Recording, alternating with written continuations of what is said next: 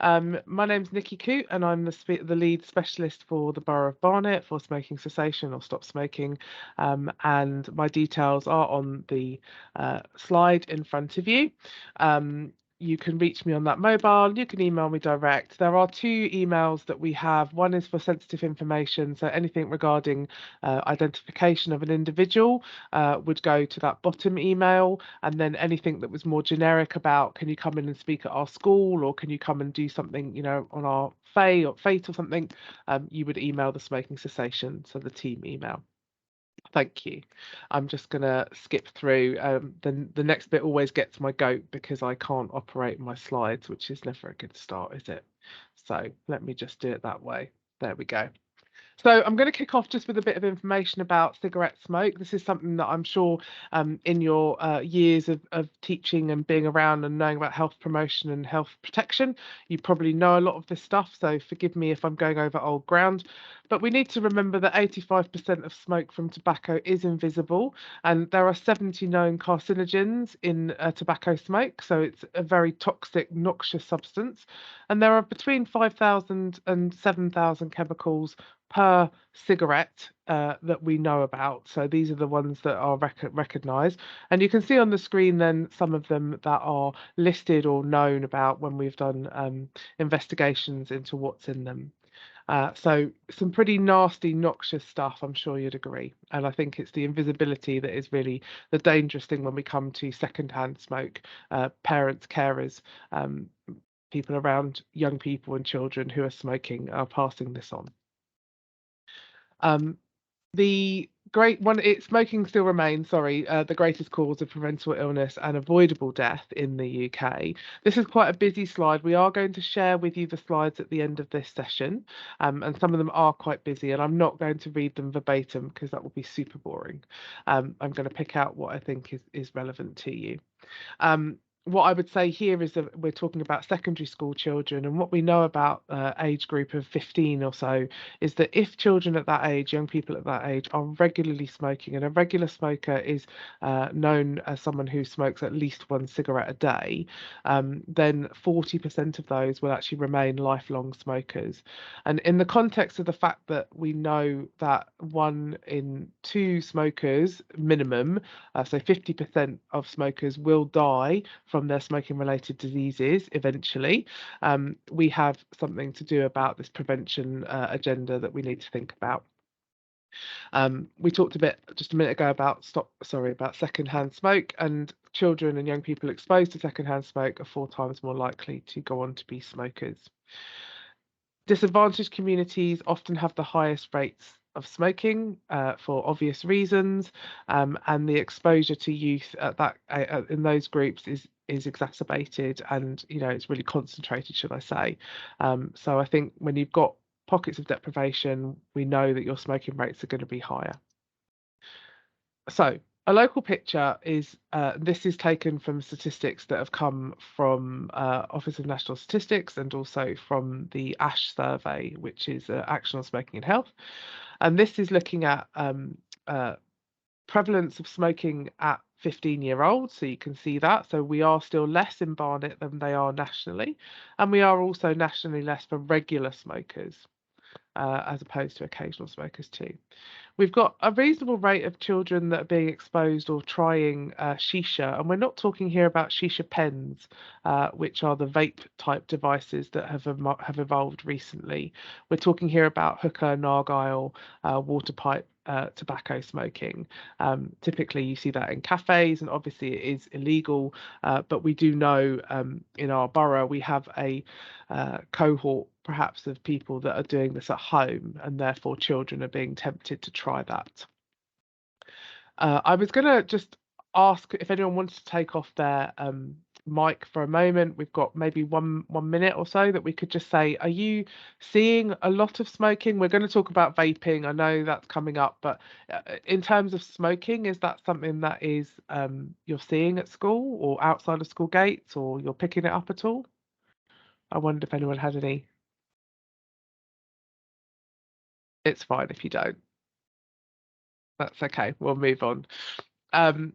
We have produced something in line with the CYP team, and this is a smoking and tobacco PSHE briefing, which you can see hyperlinked on the screen now, and it's also on the resources on the barnet.gov.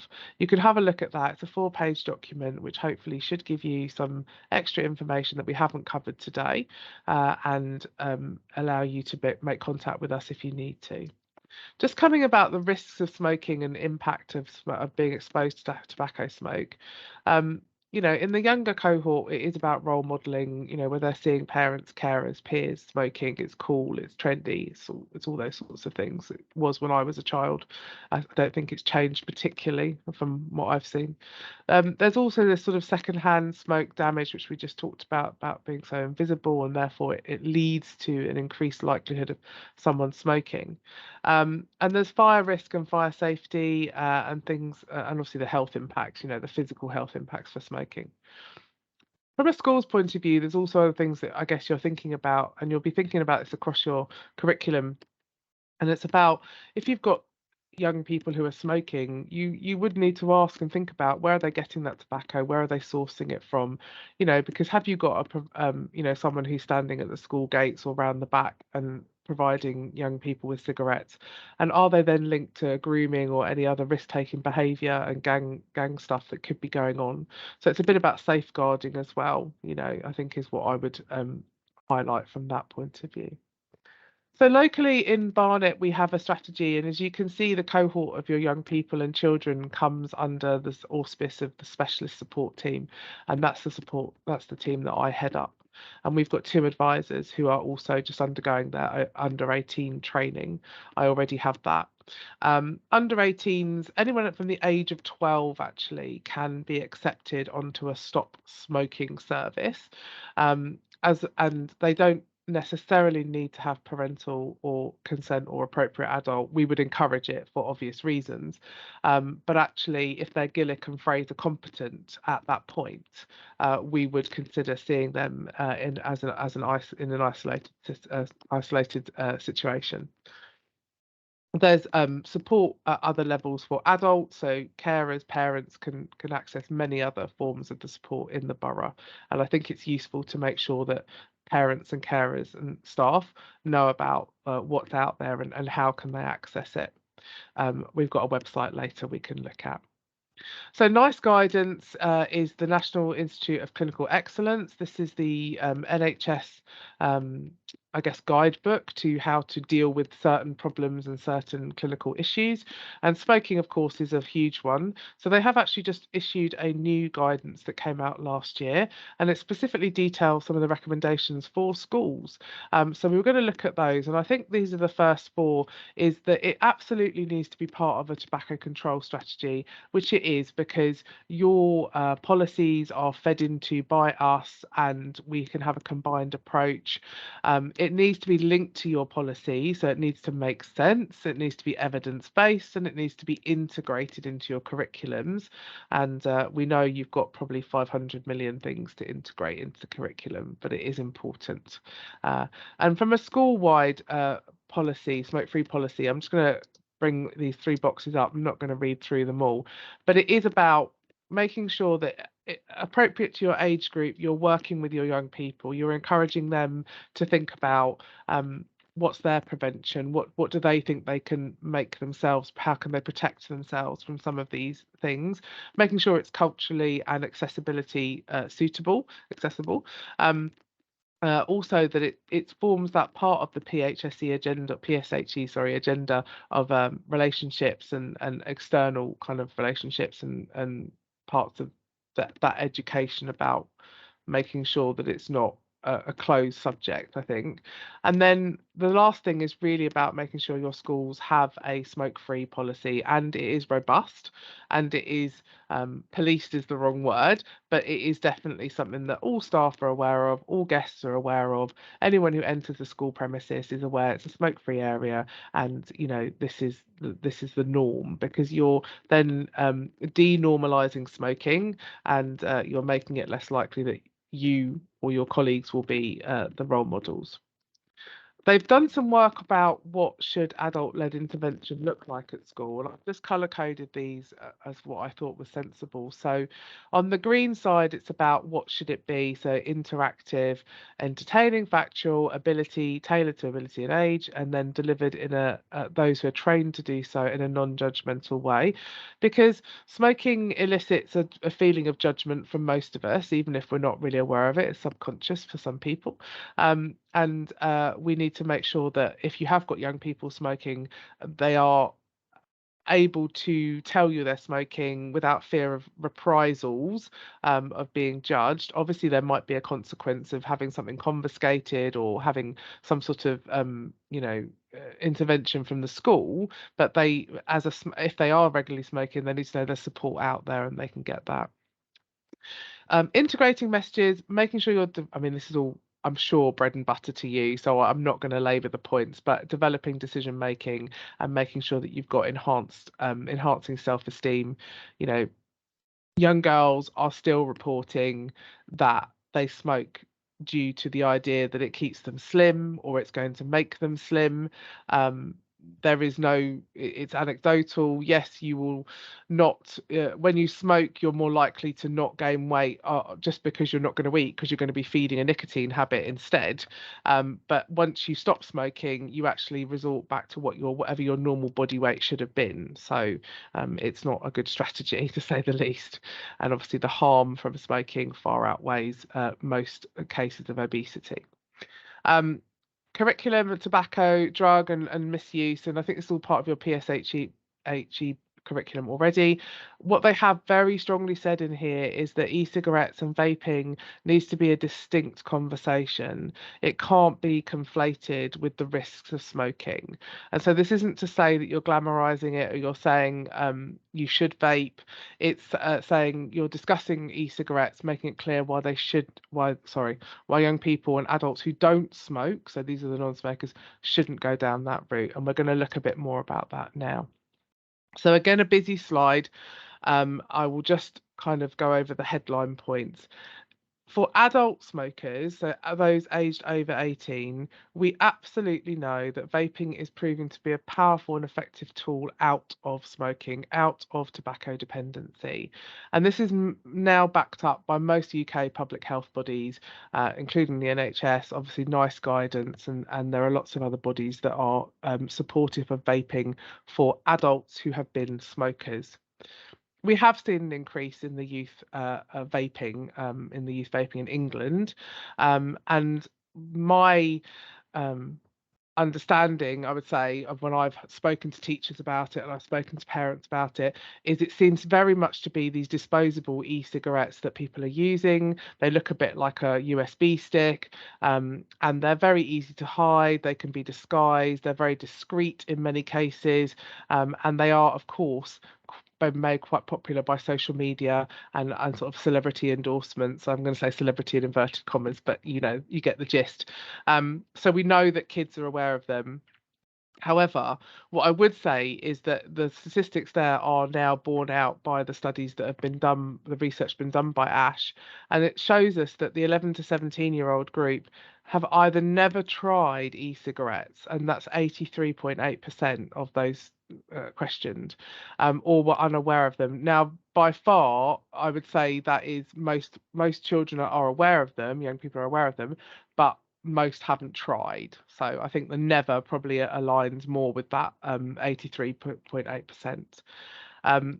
We have got an increase in the vaping, so about 2% increase that we can see, but we've also interestingly got this drop of the same number of people who've tried smoking. So I think that gives us a window into some of the stuff that's going on. And predominantly, and you will know this far better than I, if ever you talk to a child or a young person who started vaping or smoking, the most common reason will be, I just wanted to have a go. I thought it was fun. I'd just try it. So it's that curiosity. I'm just going to go through some vape bustings, myth busting, should I say. So these are predominantly the two that you'll find most commonly in the mainstream media, and we've got some more coming on in a minute. The myth that vaping is just as bad or worse than smoking real cigarettes, this is categorically now proven otherwise in terms of for smokers who are switching to vaping. In the short to medium term, vaping poses a small fraction of the risks of smoking, is the quote that's just come out. There's been a review done by OHID, which used to be Public Health England, and it's the last of their 7-year review. They've been doing an annual review on e-cigarettes in England and UK, and that's their top line of that. Nicotine containing vapes or e-cigarettes are often thought to have much more nicotine in than cigarettes, and that is not true. So you can see on the screen, a disposable vape if a 2 ml tank could contain 40 milligrams of nicotine, but if you're looking at a packet of cigarettes, you're talking about 250 milligrams. So there is a big difference in that. They are not the same thing. Um, I've put a caveat, or I haven't, I'm going to say a caveat here. So I've written here vaping is highly addictive. This is the myth that goes around. Nicotine is an addictive substance. There's no two ways about that. We know that. But it is driven by many of those chemicals we saw in that second slide, the benzenes, the butanes, the bleaches, the formaldehydes. It is those that drive the nicotine deep into the brain and help to release the dopamine, which gives the person the feeling of a high or a buzz or a feeling of pleasure. Vapors generally, in the general population, they tend to graze on their vaping device, so they'll use it over the day, and they might use it much more than they would smoke. So they might really sort of have it in their mouth for a long time, and this is because they haven't got those same amount of chemicals, and therefore their nicotine levels are not raised as quickly, so they'll tend to use it differently. Vaping causes popcorn lung. Diacetyl was an ingredient that was in popcorn, funnily enough, butterscotch popcorn, I think it was, and a few other flavours of foods. And it was found in a manufacturing environment in America that some of the workers there were suffering from this inhaled disease, which has got a long Latin medical name, which I can never remember or say. But actually, diacetyl is not an ingredient in the UK in e-liquid, and we should remember that if e-liquids are bought in the UK and they come under the MHRA, which means they've gone through the Medicines Health Regulatory Authority, they're not a medicine, but they have gone through testing to make sure they are suitable for human consumption or use. There's a good website or good link there if you'd like to have a look at the cat popcorn lung myth. And the last one, I think, was the one that probably concerns most teachers, most parents, is this idea that, if my kids are vaping, are they not going to just become a smoker? Is it not the same thing? Are they going to go on to become a smoker? And what I would say is at the moment, there's no evidence of an increase in smoking. So we're not seeing children vaping going on to be smokers. And in fact, to the contrary, we've seen a drop in the smoking rates of young people in recent times, which I think is quite a good thing for obvious reasons. I'm going to leave you with a couple of slides, which is if there are two resources that I would recommend that you have a look at in your own time when you get a chance so that you can cover this. One is the published document that we mentioned earlier, which Michelle and Sharon and I have worked on, which is that number one hyperlink there for you. And the second one is the ASH briefing for local authorities about youth vaping. It is aimed at local authorities, but it has a number of really good facts and figures for you to be able to think about. Whether or not you share that is up to you with your classes, but certainly as teachers and as adults in this environment, it's incumbent upon you to be as up to date with your knowledge of this stuff as is suitable, so that you can then give people the right advice. Further support, of course, can be reached from BELLS and the Barnet Health Education Foundation, which is BELLS, and that's Andrew Pembroke, who I'm sure most of you know and have been to meetings with. I'm going to stop for a moment. We've got a couple of minutes. I can't see the screen, so I'm going to rely on Michelle to let me know if there's any hands up or if there's any questions in the chat, and I will just wait and see. Any questions or anything you'd like to say?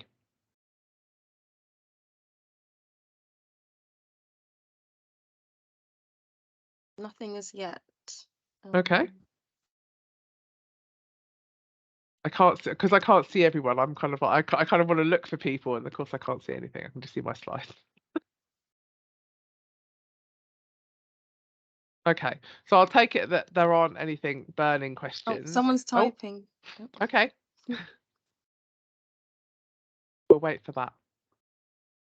I'll bring up the next slide anyway, so I can leave that so you can have a look at that in a moment for my final one.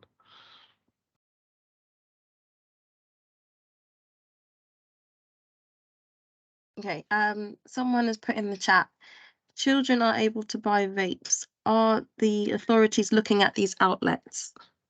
Thank you very much, whoever asked that question. That brings me nicely onto actually a point that I was going to make. We are working with trading standards, and we are doing some I'm going to use an acronym that was from the Line of Duty. I think they're called CHISES, which is human intelligence, covert human intelligence. So we have got some people on the ground who are operational and are being rolled out, should we say, to try and do test purchases at local stores that are selling these. The problem we have about online purchases are that it's not in the council's remit to be able to have an effect on that. That has to go back to national level. They do have age restrictions, but they are so easy to navigate round, unfortunately. But yes, to answer your questions, locally here in Barnet, we are conducting active test purchases, and in fact, we've got two. I can't obviously give you details, but I can tell you that two outlets have been earmarked and have actually been going through the process now, going for prosecution for selling both single cigarettes and also selling to underage children vapes. I think Thank you. if you ever hear of anything like that on the publisher document that we looked at on the page before, number 1 of that other resource, there is actually a link there which says if you hear of that, or if you've got intelligence about those sorts of things, either underage smoking or selling cigarettes or underage vaping being sold, there is actually a link there, an email which you can email into trading standards, and you can send that information, and you can do that anonymously. You do not have to, say who you are. So we would encourage you to do that, because you're right, the monitoring of this needs to be robust, and we're already seeing that the health authority and OHID are talking about how do we protect our children from being exposed to tobacco and also to vaping, and how do we do that from a legislation point of view, and how do we do it from a practical point of view. So there are some quite high level conversations going on at the moment about that. Thank you. We've got 2 more questions. Thank So you. the first one is, are there any specific examples of practice which have been shown to reduce vaping in schools? I can't think of anything off the top of my head, but I'd be happy if the person who wrote that question, if they'd like me to have a look around, see if I can find anything, and I can certainly send anything I can get my hands on. In America, the approach there is, if you follow this kind of stuff, the American approach is very much that everything is bad and smoking and vaping are exactly the same, and you need to prohibition needs to be on both of them, and it's been quite difficult to get sensible conversations and what's working well out there, because I think it's quite biased, even from the top down. But it might be that in the future we can see something happening here in the UK that is more sensible, let's say, and I'm hopeful there might be some evidence. I can certainly look at that. If they'd like to leave their email, I'm happy to do that. Thank you. And the other question is, do you have any information on effective vape alarms? Ooh, a vape alarm. So, as in an alarm that would sound if the vapor was present. Is that right? Yeah, hi Nikki. So it's me that's put both of those questions in. Thank you for answering. So yeah, the first one was really around, we have seen a rise in that as an issue. So Yeah. young people on school site or off school site actually, which is complicated. Yes. So just if anybody's found something really effective to support that would be great. But we've tried to find, because people are selling vape alarms that are essentially connected to a phone, so they should go off when somebody's smoking. We haven't yet found one which is effective. So I just wondered whether, again, anybody in the borough, or whether you're aware of a particularly impactful alarm which we could investigate. Yeah, I haven't heard of a vape one. I know of the smoking one. We used to have that at Northwick Park, which used to go off at the doors of Northwick Park Hospital, and it was the sound of a child's voice that would tell the people off for smoking. But I haven't come across a vape one.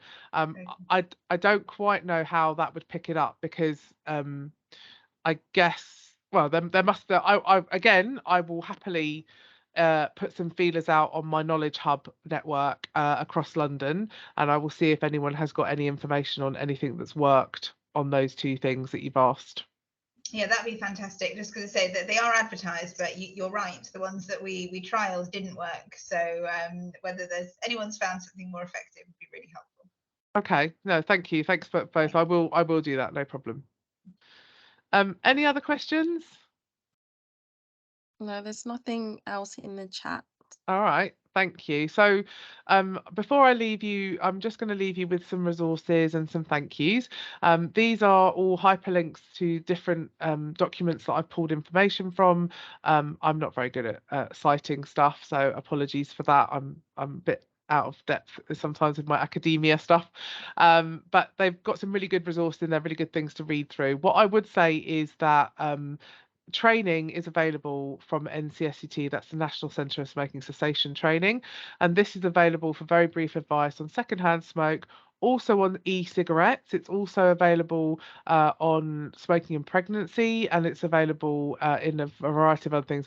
It's accessible to anyone who's not a healthcare professional. You don't need to be a healthcare professional to do it. It's free. It takes anywhere between half an hour for one module. The other one might take 45 minutes. And the best thing about this is that actually they can count towards a CPD. So if you're doing your continuing professional development portfolios and you want to show that you're doing stuff outside of your teacher role, if that's the right way to put it, then these would be a great sort of addition. And also it helps you to have those conversations, which are really important.